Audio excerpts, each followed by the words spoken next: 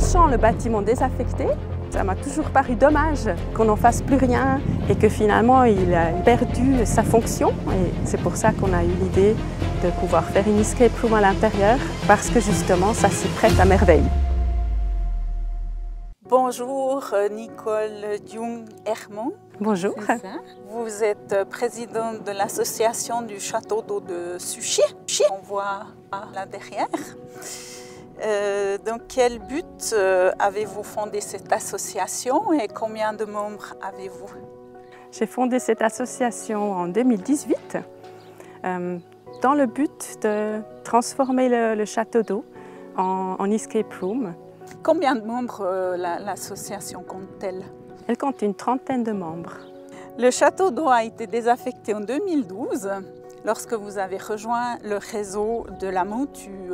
Alors à l'époque, en fait, l'eau elle était pompée depuis les plaines de l'Orbe jusque dans le château d'eau. Mais ça représentait en fait une pression d'eau pas suffisante.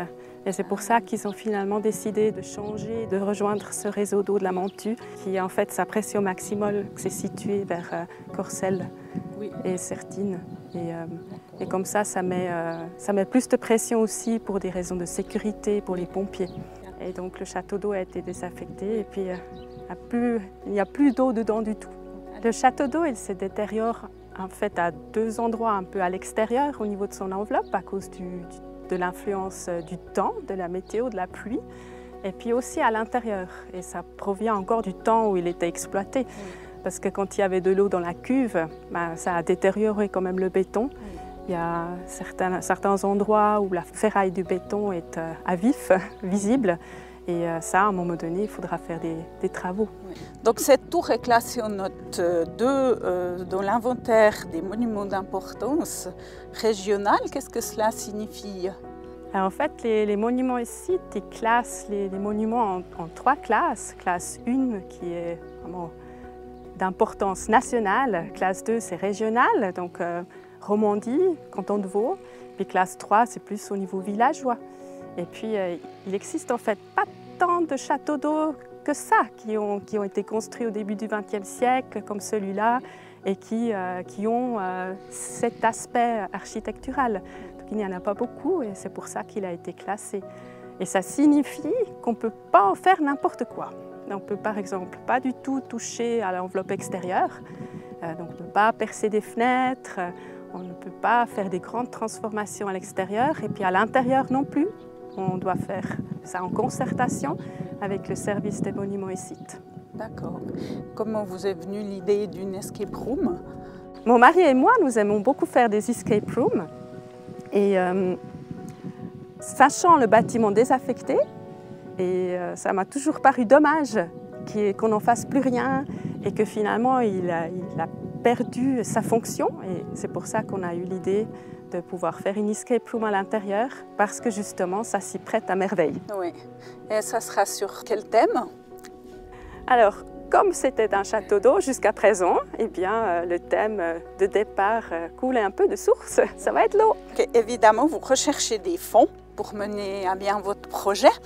Il me semble que vous avez déjà reçu le tiers de la somme. Vous avez besoin de 170 000 plus ou moins, plus 10 000 pour pouvoir l'aménager. Oui, exactement. 170 000, ça comprend et les travaux de transformation et la somme pour équiper l'escape room. La somme pour les travaux de transformation est importante parce qu'actuellement, il n'y a aucun accès sécurisé à l'intérieur. Donc il faut créer encore un étage, il faut créer des escaliers pour que ce soit accessible au public et surtout sécurisé. Alors nous avons effectivement prévu de faire un crowdfunding pour la dernière tranche, pour l'équipement de l'escape room elle-même et puis pour les travaux de transformation, qui est un peu le grand paquet financier. Là, nous sommes en train de chercher plutôt du côté de donateurs individuels, de sponsoring par des entreprises. En parlant de l'escape room et des bénéfices qui vont être utilisés pour plus tard, ça va se passer comment? Alors effectivement, c'est une question importante parce que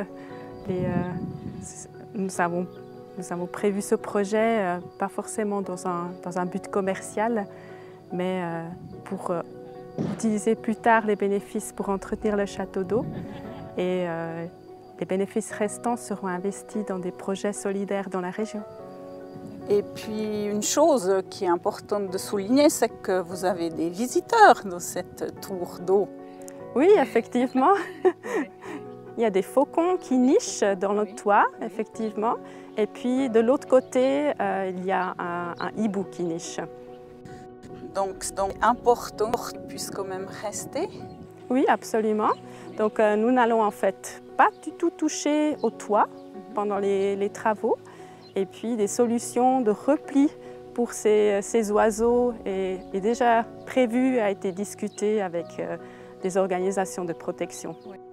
Vous avez des sponsors quand même importants comme la DNV et le CEPI? Oui, effectivement, la Fondation CEPI a déjà promis un soutien conséquent. Et puis la DNV aussi nous a soutenus pour qu'on puisse faire toutes les premières démarches avec la planification avec l'architecte. C'est ça qui nous a déjà permis d'obtenir le permis de construire. Et maintenant, on doit combler ce qui reste pour pouvoir faire concrètement les travaux. Et vous devez commencer les travaux avant 2023? Exactement, oui. Parce que le permis de construire est valable jusqu'en début 2023. Et donc les travaux devront avoir commencé. Sur le site de notre association, il y a tous les renseignements, toutes les coordonnées.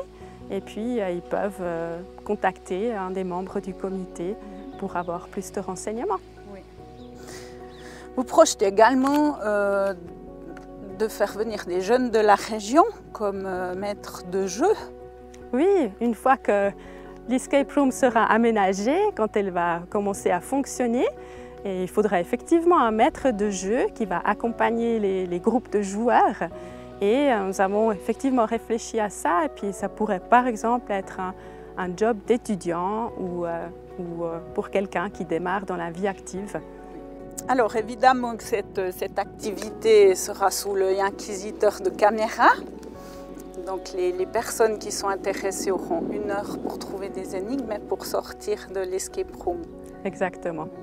On vous remercie en tout cas d'avoir pris du temps pour répondre à nos questions. Merci à vous.